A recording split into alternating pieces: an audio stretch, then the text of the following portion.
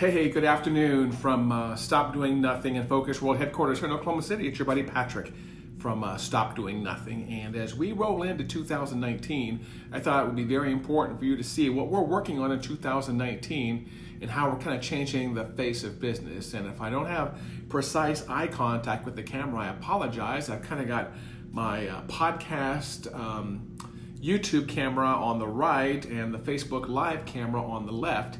And so I might kind of alter my eye contact between those two. So for those of you that are tuning in live or recorded, do me a favor and drop a comment below as to where you're from. I'm always interested to see the diversity of places that people tune in from and what they do and just how they affect business.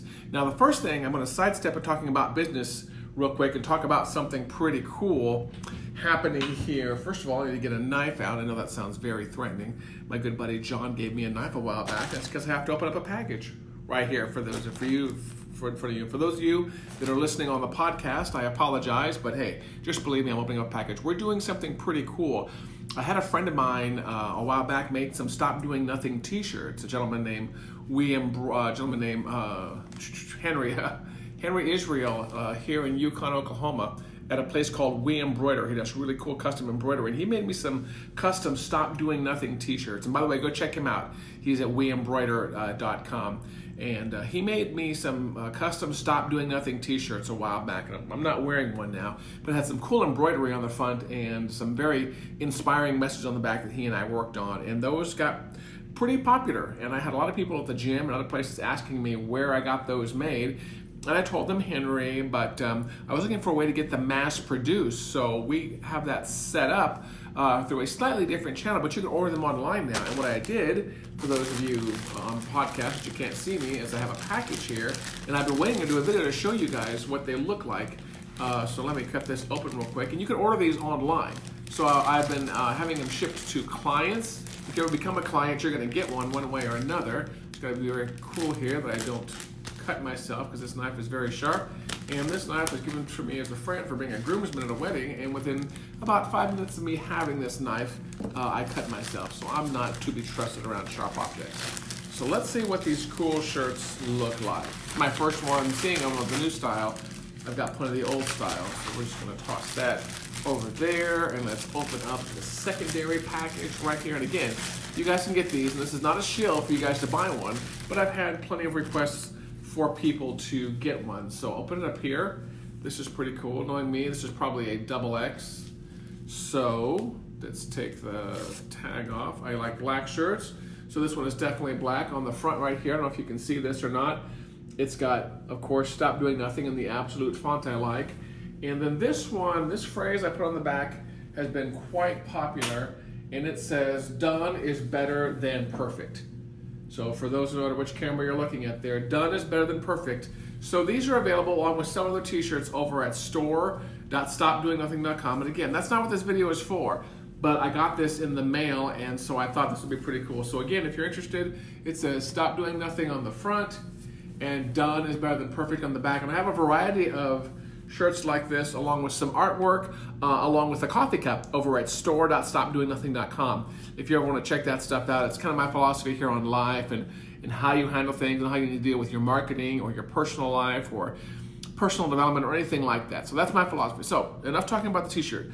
3 things I want to put on your radar for 2019 when it comes to not sucking in your business. And I believe that was the title of this video I put up there. How to not suck on your business in 2019. I've got some 3 points here I want to cover, but I'm also kind of curious as to what you're going to change in your business in 2019. So do me a favor, drop a comment below, and whether it's live or recording, and I'll get back to you as to whether or not that I think that's something you really should focus on, because this is something we do all day long.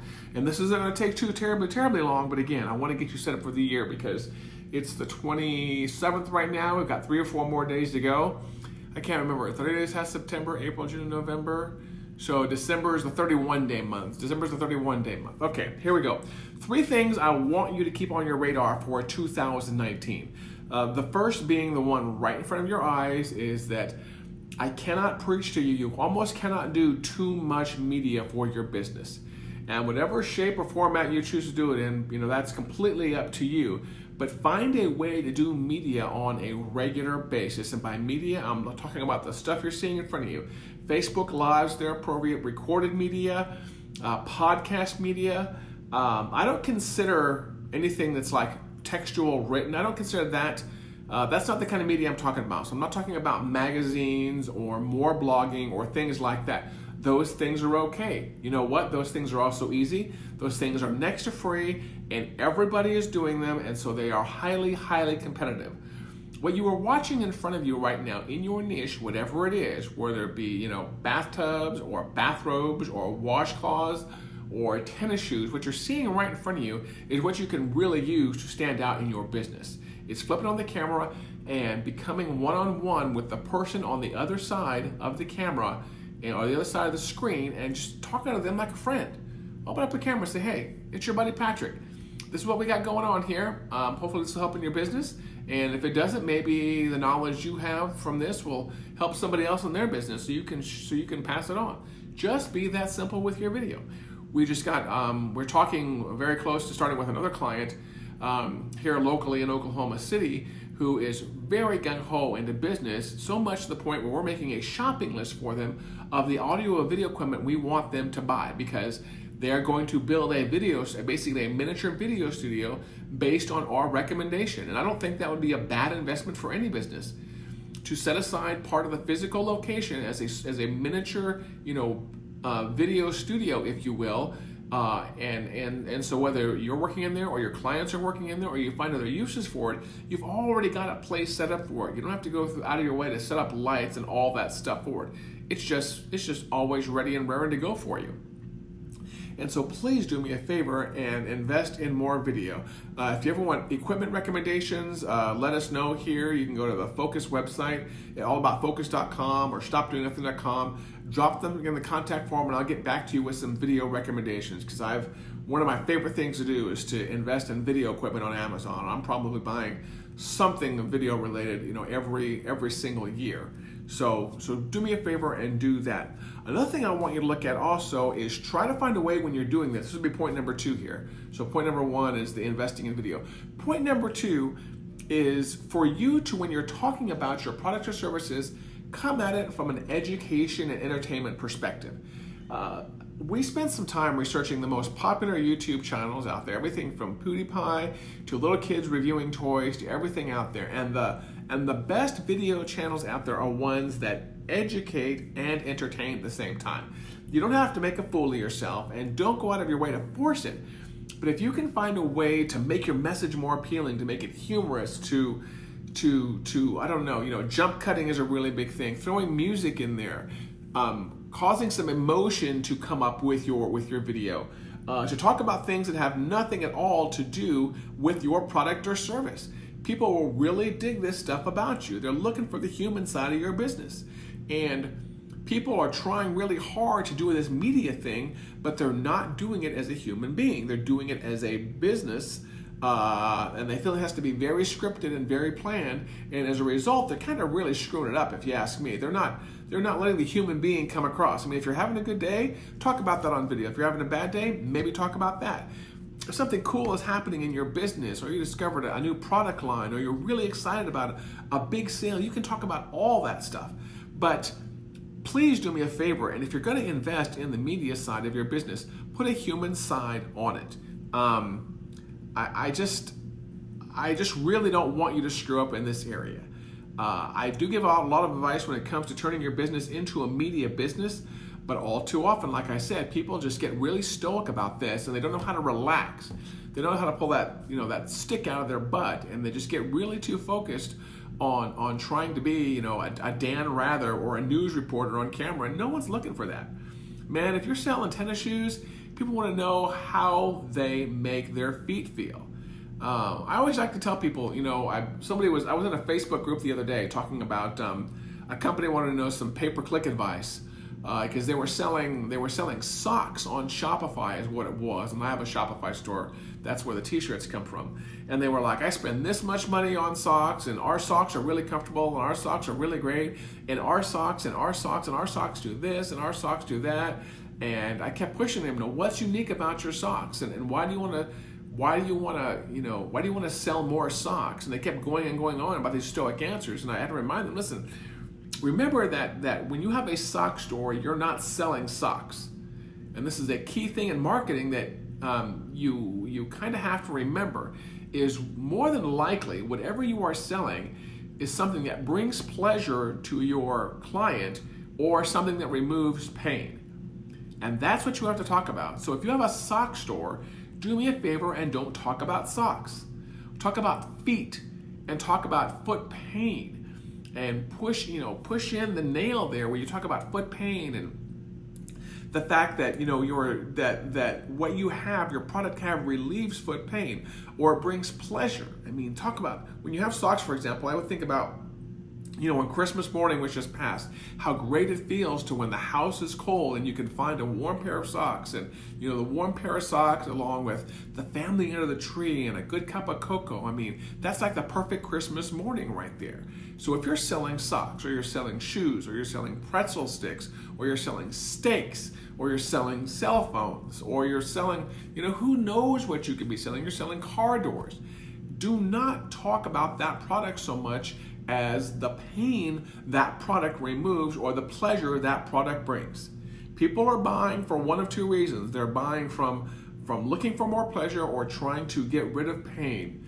Hey, Catherine. Hey, Michelle. Hey, Catherine. Thanks for tuning in. I appreciate that. So whatever product you have out there, it's important that you find the pleasure part of it. And this may take some work, and this may take you getting some other people in your company involved to figure out, what pleasure does our product bring, or what pain does it solve? Remember, people don't want to buy socks. They don't want to buy shoes. They don't want to buy roofs over their head. They don't want to buy doors. They don't want to buy cars.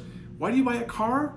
You buy a car because it feels good, because you like being comfortable when you drive from point A to point B. That's why you buy a car. You buy a certain kind of car because it has heated seats, which makes your bottom feel good, and nobody doesn't want to feel good on their bottom in the car. Same reason you buy shoes. You don't buy shoes because you think the wrapping rubber and tread and shoelaces and leather and all that stuff around your feet is something that you really thought about when you woke up in the morning. That's not why you buy shoes. You don't get a roof over your head because you thought it would be really cool to get 100 shingles with a little bit of gravel on them over your head. You buy a roof over your head because it makes you feel comfortable, and it makes your family feel happy, and it makes you feel safe. And hey, Angie, and all these things out there, that's why you buy these things. So in your company, in your business, do me a favor and find a way to emphasize that more. Remember, whatever product you're selling, you're not selling that product. You're selling the benefits it brings. Okay, I've hopefully beat on that horse quite a bit. So we've covered the more media and the better media, and the entertaining, the educating, and also selling from a pleasure pain perspective. And the last thing for 2019 I want you to remember, to help your business not suck in 2019, is to make more financial based marketing decisions. And this is something that we are doing more and more for our clients. So of course, if you want to talk about this, let me know and we can get into this discussion right here. But we are doing things in marketing now where we are making decisions based on only on quantifiable data. And what I mean is, obviously you've heard me talk before about testing and the importance of testing and A/B testing and putting value on things. But for example, we're creating dashboards now. When someone hires us, someone hires us and we fly in as a marketing agency, and we're setting up an entire marketing strategy for them. What we're doing is we're placing a value on everything so we can gauge how well certain things are working. And I'll give you a quick example here. Every single person that comes to your website has a value. Every single person that signs up for your free email list or texts in for your SMS marketing or gets on your Infusionsoft list. We're huge Infusionsoft users, and we're even a certified partner now. People who do that, they all have value. Some have more value than others. Let's say, for example, someone who comes to your website, place a value on them sometime. Place an arbitrary value. Let's say, 50 cents or a dime or something. The actual amount doesn't really matter. What we're trying to do here more is kind of keep track of the intrinsic, the value of someone.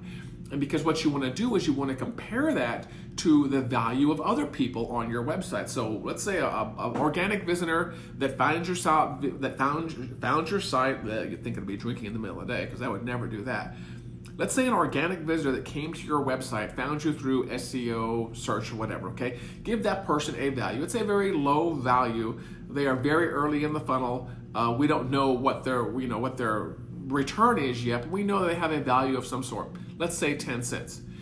Give somebody who takes action on your site, like signs up for a free download, a higher value. If someone gets on your email list to me, I start putting their value at like $1 or $5. And then as someone progresses through your funnel, you give them a higher and a higher value.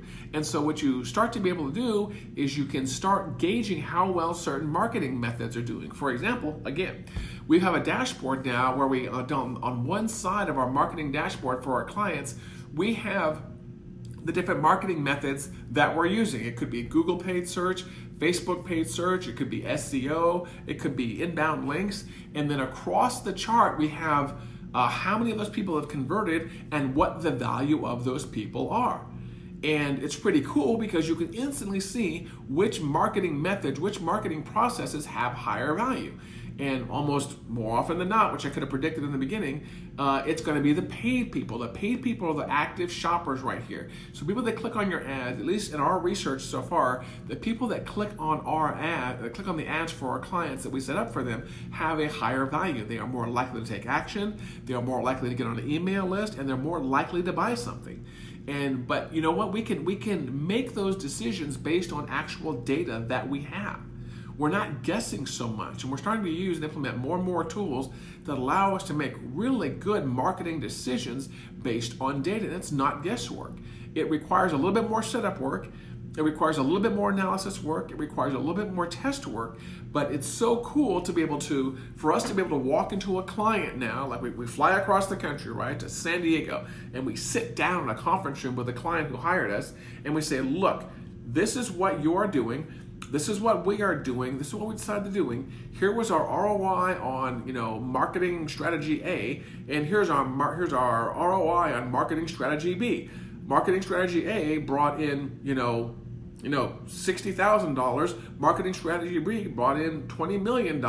Which one should we pump more marketing into? Which one should we focus on more? Let me think. And there's no more guesswork. Many of you out there, far too many, most people that are doing any kind of online marketing are just making decisions based on pure guesswork. Hey, look, today is December 27th. I've got a market today. Let's just throw the dice against the wall, the big fuzzy dice against the wall, and see what I work on. Maybe it should be a blog post. Maybe it should be a video. Maybe it should be a paid ad. Hell, I don't know. Just pick something. And we have to stop making marketing decisions based on that. So my third point here is making better marketing decisions based on financial data. And again, this is something we do all the time. If you want to know more about it, call or text us here at the office, 405-251-2022, or reach out to us on the website or in the video below, and we'll get in touch with you. But we are doing, in 2019, I'm going to make a big push for all of our clients to make better, something just popped up here on my phone, to make better decisions based on actual quantifiable data, and not so much guesswork and not so much dice work. Because man, if I ever come to your office, you ever hire us, and I ever see any crapshoot or you throwing any dice for your marketing processes, I'm going to be all over your case. So again, as a quick recap for those of you tuning in here at the end, for 2019, for you to really jump on top of your business, I want you to focus more on media. Even consider setting up a video studio in your office. It's really relatively inexpensive. Probably get away with for under $3,000, including lights, cameras, mics, and the actual physical setup. So that would be a good investment for you. Remember that you have to entertain and educate, and remember you also have to focus on the pleasure your products and services brings, or the pain that it removes. So if you're selling shoes, stop selling shoes. If you're selling socks, stop selling socks. If you're selling cars, start talking more about how your butt feels when you sit in the car. Don't talk about the metal and the sleek lines and the round rubber tires and the cool tread. Talk about the safety the car brings and the pleasure it brings to drive halfway across the country in a BMW versus a rusted out, 1945 station wagon. And of course, the last tip here is the financial-based marketing decisions. Please do me a favor and start making more quantifiable marketing decisions based on actual data and not guesswork. And for those of you tuning in at the very end, you didn't see the beginning, also check out something cool we have going on here. Oh yeah, we have a store now for Stop Doing Nothing, and you can get cool Stop Doing Nothing t-shirts. Sweet, look at that, Stop Doing Nothing t-shirts over at store.stopdoingnothing.com. This one says done is better than perfect on the back. But we have a bunch of other t-shirts over there and some coffee cups and I think one poster. I'm trying to get some artwork added to that store every single week because it's just kind of a cool message. And let me tell you, you start wearing that shirt and I motivate you, and you wear that shirt and you motivate somebody and they motivate somebody, we can spread a lot of kick-ass motivation around this world. Thank you for tuning in as always. I love each and every one of you. As always, you know, I obligatory say subscribe to the podcast if you're listening, subscribe to the YouTube channel if you're watching, and of course subscribe and get notified over on Facebook if you're watching us live there. And until the next show, which might be, I mean, we're at the end of the week, it might be 2019 till we do a next show. Until next show, have a very Merry New Year, Happy New Year, excuse me. Please be safe out there. Don't go and do anything really wild and crazy out there. And you know what? We're going to catch you in the first week of 2019 where I'm going to continue to kick your ass to run a great life and run a great business. And if you need our help, talk to us soon. Otherwise, take care.